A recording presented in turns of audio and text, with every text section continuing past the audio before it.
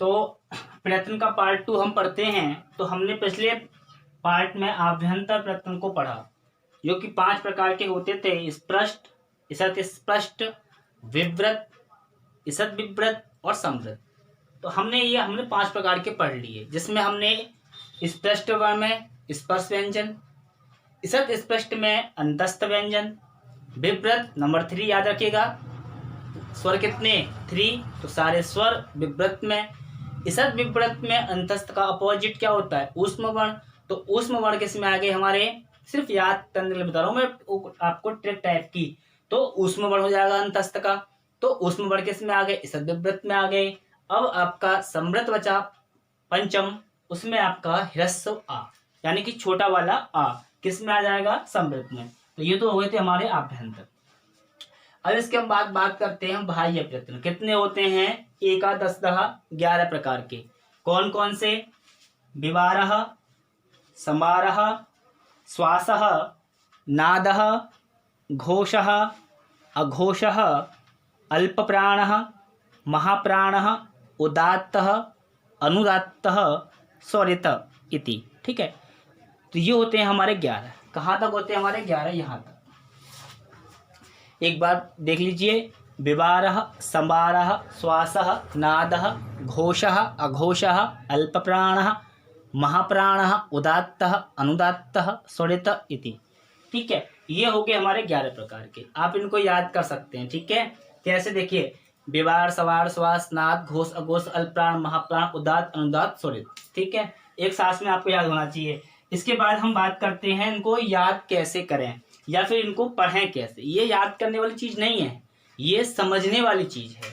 सबसे पहले मैंने आपको बताया था कि आपको प्रत्याहार बनाना आना चाहिए। मैंने आपको बताया था, तो प्रत्याहार आपके हमेशा काम आएंगे संस्कृत में। तो अभी हम यहाँ पे इनको अगर याद करें या इनको पढ़ें, तो इसमें कौन से वर्ण आते हैं, इसमें कौन से वर्ण आते हैं, इसमें कौन से वर्ण आते हैं, तो बहुत ज़्यादा डिफिकल्ट हो जाएगा। ठीक है, बहुत डिफिकल्ट हो जाएगा, तो हम ऐसे नहीं कर पाएंगे। तो इसके लिए हम क्या कर सकते हैं? इसके लिए हम इनको बांट सकते हैं पार्ट में। तो हमने बांटा कि विवारः, श्वासः, अघोषः, खर प्रत्याहार। या हम इसे ऐसे कह सकते हैं कि खरो विवारः श्वासः अघोषः। कैसे कह सकते हैं इसे? हम इसे ऐसे भी कह सकते हैं कि खरो विवारः श्वासः अघोषाश्च। ऐसे भी हम इसको बोल सकते हैं, वो मैं आपको सेंड कर दूंगा ग्रुप पे। तो खरो विवारः श्वासः अघोषाश्च खर। अब आप कहेंगे कि ये तीनों कैसे हो गए? तो इसके लिए हमें पहले क्या करना होगा? खर प्रत्याहार बनाना होगा। तो खर प्रत्याहार आप कैसे बनाएंगे? देखिए, तो अब ये हो गया हमारा खर प्रत्याहार। हमने क्या पढ़ा कि खरो विवारः श्वासः अघोषः, यानी कि खर प्रत्याहार में विवार, श्वास और अघोष, विवार, श्वास और अघोष। ठीक है, ये 3 हमारे खर प्रत्याहार में आ जाते हैं। खर प्रत्याहार में तो खपा छठतव है ना, खपा छठतव से हम खा ले लेंगे। तो खा, फ, छ, ठ, थ,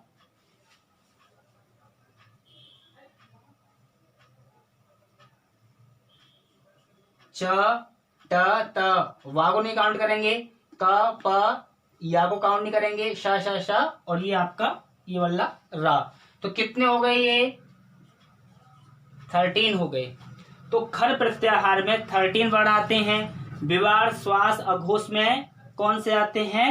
13 आते हैं। ठीक है, एक बात और कि हम ऐसे भी कह सकते हैं कि ये जो हमने यहां तक लिखा है, ठीक है, इसमें एक तो देखो क, प, च, ट, ट क्या हो गए? 5 वर्ग। वर्ग का प्रथम अक्षर। ठीक है, एक तो ये रहा कि वर्ग का प्रथम अक्षर किस में आएगा? खर प्रत्याहार में आएगा, विवार, श्वास, अघोष में आएगा। उसके बाद कख, प, फ, च, छ, ट, ठ और त, थ, ई। ठीक है, यानी कि वर्ग का द्वितीय अक्षर। ठीक है, तो अब देखेंगे वर्ग का प्रथम अक्षर भी और वर्ग का द्वितीय अक्षर, यानी कि वर्ग का पहला अक्षर, वर्ग का दूसरा अक्षर किस में गिना जाएगा? हमारा विवार श्वास अघोष यानी कि खर प्रत्याहार में। तो आपको कैसे याद रखना है कि खरो विवारा श्वासा अघोषाश्च, खरो विवारा श्वासा अघोषाश्च, खरो विवारा श्वासा अघोषाश्च, खरो विवारा श्वासा अघोषाश्च, यानी कि ये 3 खर प्रत्याहार में आ गए। क्षम्यताम, ये याद करने की आपको आवश्यकता नहीं है, बस ये सूत्र टाइप का आपको बना लेना है, ऐसे आप याद कर सकते हैं, वरना खा में अलग उसमें अलग तो ऐसे बहुत टाइम लग जाएगा। अब हम आगे देखते हैं। अब इसके बाद दूसरा हम पढ़ते हैं बाकी शेष को। द्वितीय हमारा था हसः संवारः नादः घोषाश्च, हसः संवारः नादः घोषाश्च।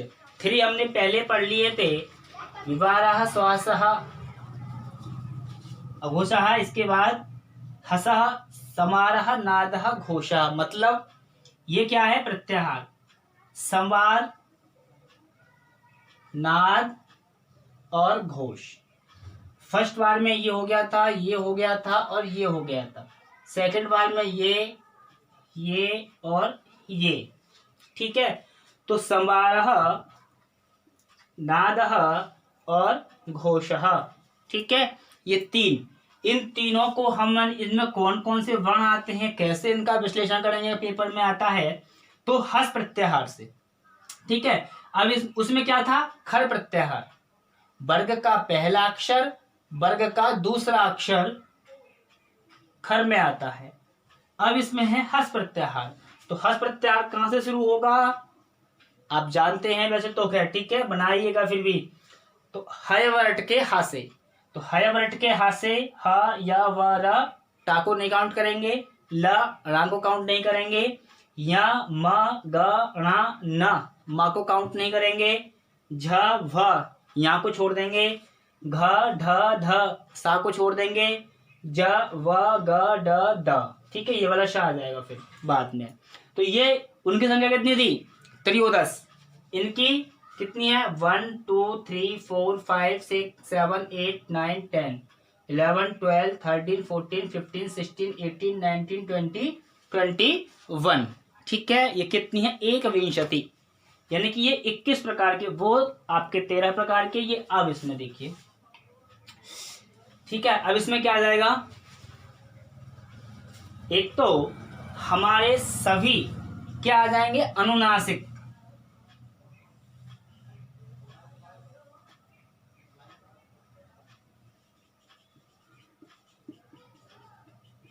क्या आ जाएंगे?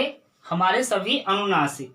एक तो संवार नाद घोष में अनुनासिक वर्ण आते हैं, तो ये हो गया।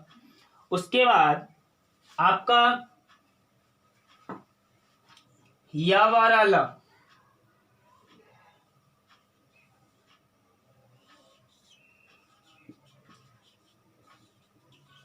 अंतस्थ वर्ण आ गए। क्या समझे? अनुनासिक वर्ण और आपका अंतस्थ वर्ण किस में आ गए? हस प्रत्याहार में आ गए। ठीक है, उसके बाद वर्ग का तीसरा अक्षर,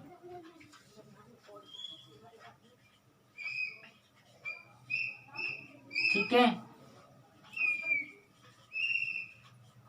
वर्ग का तीसरा अक्षर, ठीक है, और वर्ग का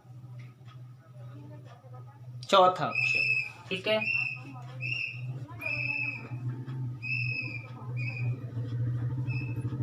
चौथा अक्षर ये हो गया।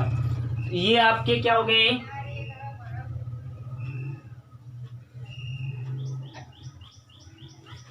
ये तो हो गया चौथे अक्षर, यानी कि वर्ग का पहला और दूसरा निकाल दीजिए। हमने पहला वर्ण और दूसरा वर्ण कहाँ काउंट कर दिया था? विवार में, श्वासः में और अघोषा में हमने फर्स्ट और सेकंड। क्यों? क्योंकि वहां पे क्या था हमारा? खर प्रत्याहार। ठीक है, अब हमारे बचे हस प्रत्याहार। हस प्रत्याहार में 3 आ गए। अब इन तीनों में पहला दूसरा वर्ग तो हमने अक्षर निकाल दिया। अब हमारा एक तो अनुनासिक, इसके बाद अंतस्थ, इसके बाद चतुर्थ वर्ण और वर्ग का तीसरा वर्ण। ठीक है, किस में आता है? हस प्रत्याहार में आता है, अर्थात समारह, नादः और घोषाश्च यानी कि घोषः। ये हो गया हमारे 3 और 3 6 हो गए। ठीक है, अब आपका बचा क्या? अल्प प्राण, महाप्राण, उदात्त, अनुदात्त और स्वरित। इनको हम कल पढ़ेंगे क्लास में, तो थोड़ा रिवीजन भी हो जाएगा। पता नहीं आप लोग वीडियो देख रहे हैं नहीं भी देख रहे हैं, तो कल आपका रिवीजन भी हो जाएगा और मैं कभी कभी आपके लिए टेस्ट भी दे सकता हूँ। दूसरी बात ये कि कल इनको ख़त्म करके 5 भेदों को ख़त्म करके उसके बाद हम संधि चैप्टर अपना शुरू करेंगे। संधि से भी 5 नंबर का क्वेश्चन 100% हर साल आता है, इसलिए जो अगला टॉपिक होगा वो संधि शुरू हो जाएगा हमारा, और आप सभी क्लास में आया करिए। ठीक है, तो चलिए आज की क्लास को यहीं समाप्त करते हैं। धन्यवाद।